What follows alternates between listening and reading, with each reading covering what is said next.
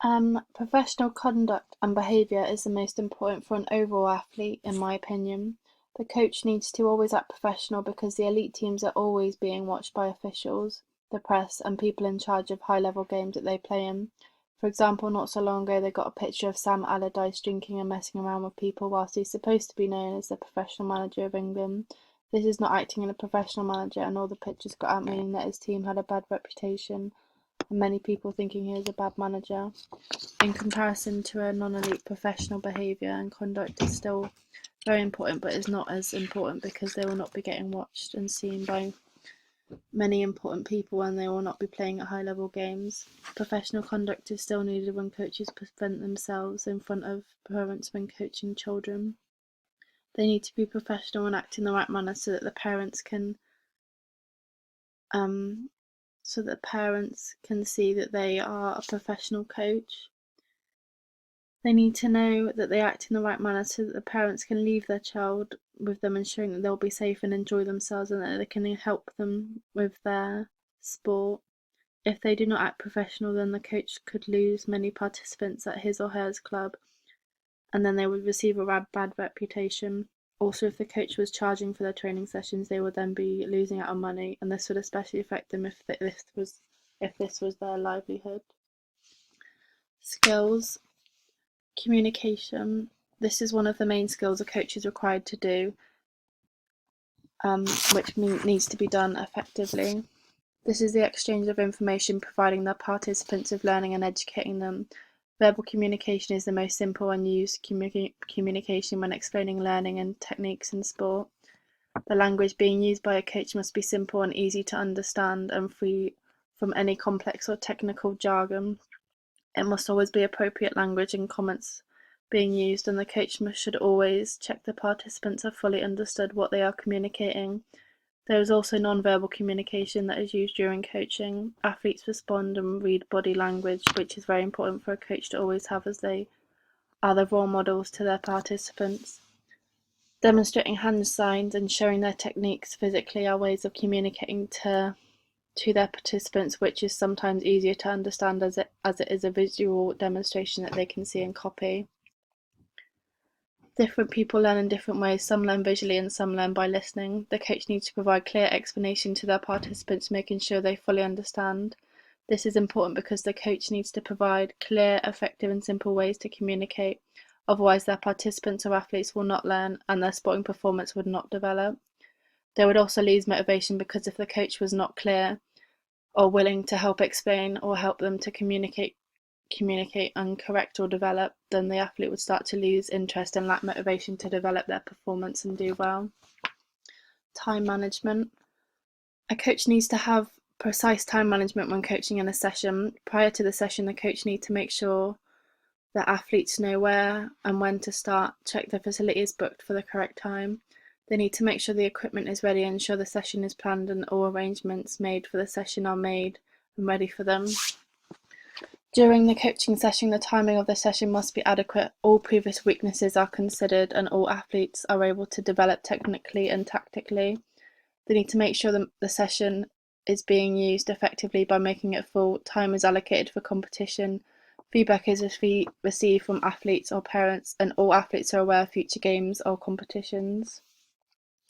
Again, athletes tend to have very busy schedules, so the time management must be organised and ready for when the athlete has the spare time to train. It is so important to have good time management as it can affect the participants' or athlete's performance. If time is constantly wasted and the athlete is not using the time for training effectively to develop skills and techniques, then their sporting performance can decrease due to this. It is important for the coach to make sure the sessions are not boring so that the participant does not lose interest or motivation, as this would start to waste time. Time management includes setting long and short-term goals. By having goals, they need steps to follow to get them there. To go alongside these steps, they need to be planned for each sessions so that the participant is on time and these sessions are organised so that the athlete can develop their sporting performance and improve their overall performance. If the coach did not use time management, then the athlete would lose interest and motivation and would not be reaching their goals, therefore meaning their sporting performance would decrease. Organisation. This is very important to make sure that the session runs smoothly and effectively. They need to know how many participants are taking part, making sure that the activities are being practiced and completed appropriately for all participants, giving equal opportunity for everyone to develop and enjoy themselves and be able to do whatever activity. The coach needs to decide what equipment they're using so that it's ready and there for the session. Otherwise, this could unorganise the session. If parents or athletes are paying a lot of money for a coaching session, as it is, and if it is completely wasted, then the coach's organisation would not be good, giving them a bad reputation and potentially causing them to lose participants to their club. They need to ensure the facility where the session is taking place is booked well in advance so that they are fully aware of its safety procedures. They need to make sure at the end of each session that the facility and equipment are left as they were in the correct place from where they started. They also need to make sure they have clear methods of stopping and starting the session, such as a whistle or clear instruction, so that the participants understand.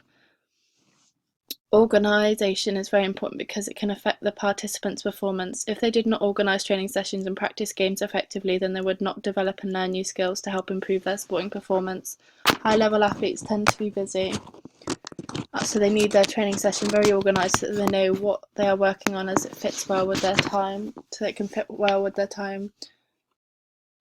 Organisation is also important because it can affect the safety of the participants of the session. For example, if the coach did not check the equipment or facility was available for them to use in their session, he might then have to leave the group of people somewhere with no one looking after them, which could put them in danger, especially if they are children. This could be, for example, they could be at risk of being taken or starting to mess around, causing danger to themselves, which could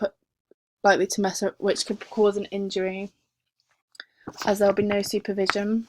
Distinction. Communication is very important for non-elite teams because they deal with children or disabled people, and communication is very important when working with younger people. It is a simple technique that passes on the message of what to do when playing sport. Younger people often learn better with both verbal communication and physical too, as they cannot always understand verbal, so it is good to show them physical too. Physically is the simplest communication, as it can be copied and seen by any ability, in comparison to verbal communication, which cannot always be straightforward. In comparison to elite teams, communication is also very important. Elite teams are often better at verbal communication, as they are high level and are used to receiving verbal instructions, and they are able to understand them from playing at a high level. Time management is extremely important for elite teams. Elite teams and athletes are very busy, as they compete at such a high level with a high profile, so they are always very busy. They will constantly be training, going to events, getting the right nutrition and physio, and making sure their whole lives are around their training and being a successful athlete. Elite athletes often have a high profile, so they are always busy at appearances or doing something like charity work, so time management for the coaches is so important to keep their lives on track. They need to keep their training sessions prominent so that they get the most out of their training, but also it is timed correctly so that the session doesn't run over. They need to make sure the athletes are reaching their goals by setting targets set for certain periods of time to keep them on track. However, non-elite does also benefit from organisation too. When coaching kids, parents have a busy lives and they need to get a good session in for the children, making sure it doesn't overrun so that when they are picked up it is safe and on time for the parents. This is especially important when paying a coach a good amount of money, as they don't want to overrun and impact other things from keeping them too long. Time management is incredibly important in sport, especially for elite athletes, as it can overrun easily. So it must be kept at a good time so targets and goals are met effectively.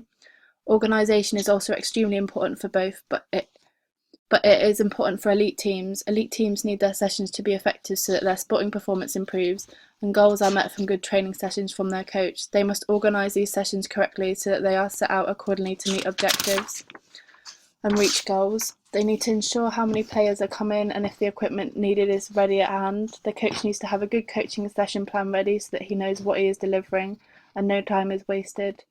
Non-elite teams also benefit from organisation, as kids need to be told what to do with a good session plan ready, otherwise they can become distracted and mess around.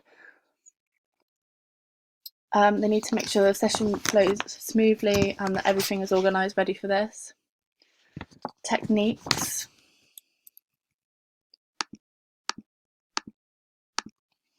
Performance profiling. If a weightlifter was not performing a lift correctly or couldn't cope with a strength or physical demand, then the coach would give them more cardiovascular training sessions and more strength trainings to help improve this. Although the weightlifter could have problems with nerves before being in a competition which overtakes their thoughts and focus, it could distract them from the performance, meaning it would decrease and their lift wouldn't be good. It doesn't always seem this way, but physiological factors can overcome physical factors as they can affect motivation and focus, which is very important in a competitive environment. These factors can be confidence, commitment, concentration, control, refocusing after error, and enjoyment. Performance profiling would talk about the participant and ask them how they feel towards their sport. For example, do you feel anxious or nervous? If so, when and why? And they would use a table to rate it out of 10. Then the performer's main emphasis for an intervention should be focused on the areas as they identified and as a weakness to them, in case they would be refocusing after errors and concentration. This is a good technique because it is very simple but effective for the athlete to get out how they feel using a scale. This can profile their performance and can help to improve their performance, as they can work on negative feelings, which can stop them from feeling anxious or nervous. So by using numbers on a scale, it can help to bring up their weak areas from getting the numbers on a scale, as some athletes can find it hard to open up as to how they feel when they're getting nervous. Coaching diaries or logbooks. Diaries can come in different styles: paper, book, or electronic. They are used to record personal feelings, make appointments, or log training sessions. They can be very useful for self-reflection, planning and evaluating a coaching session and strengths and weaknesses of an individual. The guidelines to follow for a diary are to complete the diary straight away after a coaching session, write down what happened in chronological order, describe what needs to be improved, give an action plan with objectives to develop what needs to be improved. Having a diary is important because they can show progress over a long or even fairly short period of time, and are normally the best and most honest way of describing how a session went and how the situation felt at the time. This is also a good technique because a participant can say how their training felt, as if it felt hard or okay, or if they enjoyed it or not, and how they felt about doing it, which is very beneficial for a coach to hear to develop their training and therefore their sporting performance. Observation analysis. It is possible to be observed and analysed by a team or clubmates or other athletes, your coach, or even yourself, particularly if you have access to a video of your performance. A good way to get information is from an interview. You can ask an athlete about strengths, weaknesses, or tactics, or what they would use against opponents during a competitive environment. They could also use SWOT analysis. This is a subjective analysis of a performer of their ability. Simulation or condition practice is to do with artificially creating a competition-like environment or a competitive situation. For example, in a netball match, the coach could take a player's defenders out so that they are outnumbered, meaning they would have to focus on their attacking skills in a competitive situation whilst being outnumbered. Then the coach could swap it around and outnumber the players with attackers, so they would have to focus on working on their defending skills. This is then forcing the players to practice these skills, which can often happen unexpectedly in a competitive situation. By practicing this, it can help to prevent mistakes from happening in competitions and reducing nerves of the players being put in unknown situations. Therefore, this would improve their sporting performance as they would be less anxious of this happening.